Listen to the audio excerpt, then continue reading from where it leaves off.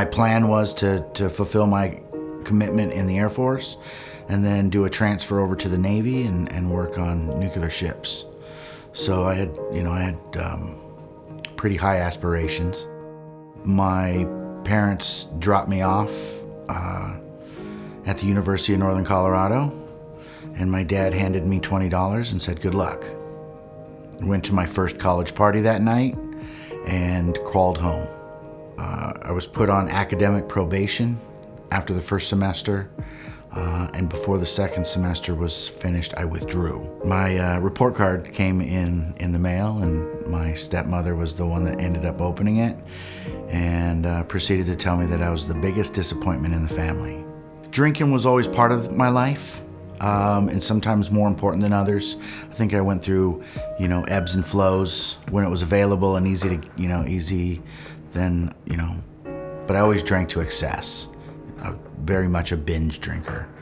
I didn't wake up one day thinking I was going to be an alcoholic. Actually, I spent a lot of years trying to convince people I wasn't, because my father was an alcoholic and I wasn't that bad. And then I was worse. So I went to rehab, and that was kind of it was the start of me really trying to do a whole lot of things on my own. As I'm bouncing around through recovery houses and rehabs, I basically worked and drank. The last time I actually got pulled over with my crew of people I was working with, and I got a DUI.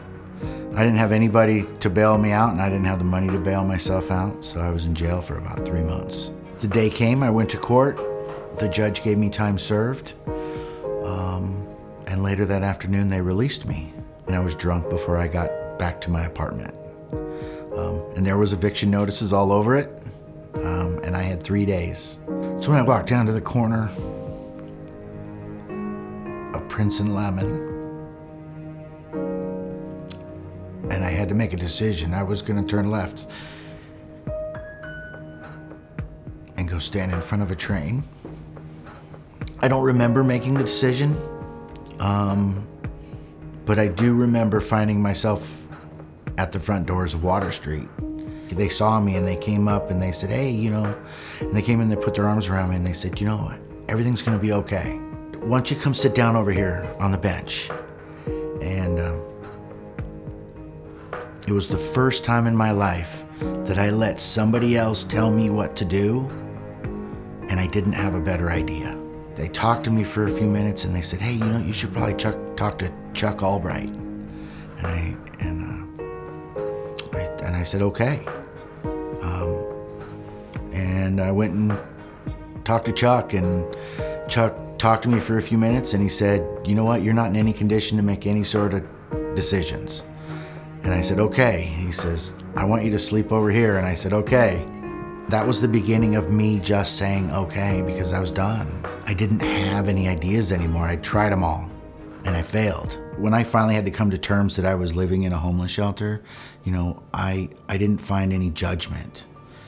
I was, the message was always consistent from Water Street, that I was loved by God, and that I was worth something. There and going to church, people kept telling me that I'd make a good counselor, and that I had a good story that I should tell, and to help someone else. And so I became not so shy about telling my story. And I was encouraged to do it more and more. And I found out that there was this thing called a Certified Recovery Specialist certification through the state. And I said, maybe I think I want to do that. Went through the training. It was 1 day a week. It took me almost 3 months to get. And I was now a certified recovery specialist. And I didn't know what to do with it. A woman that I go to church with works at White Deer Run, and she said, "Hey, there's an opening at White Deer Run." And so I took that leap of faith. There was a guy when I was working at White Deer Run that came through as a client, and we ended up having some really good talks. And when he was finished there, he moved into a recovery house, actually The Way. He's now the director of the men's program over there. You know, if I understood what Christ wanted from me, that's exactly what he wanted. He wants us to be restored and then go out and help somebody else. I think James's story is a fantastic example of what Water Street is all about. It's one life who's experienced restoration and then steps out and carries that restoration with them.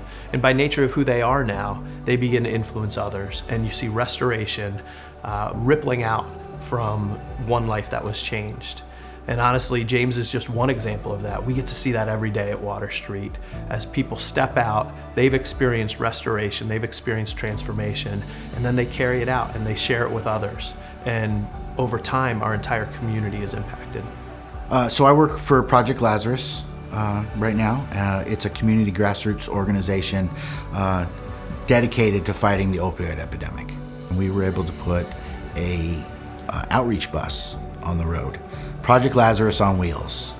We're offering, you know, whatever support that we can give them. It's kind of like social work on wheels.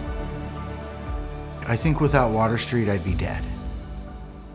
I learned in my stay at Water Street that this county is extremely generous. And they say, hey, come in here, we'll love you. I couldn't thank Water Street enough for giving me that opportunity to be grateful. To be willing and to say, okay.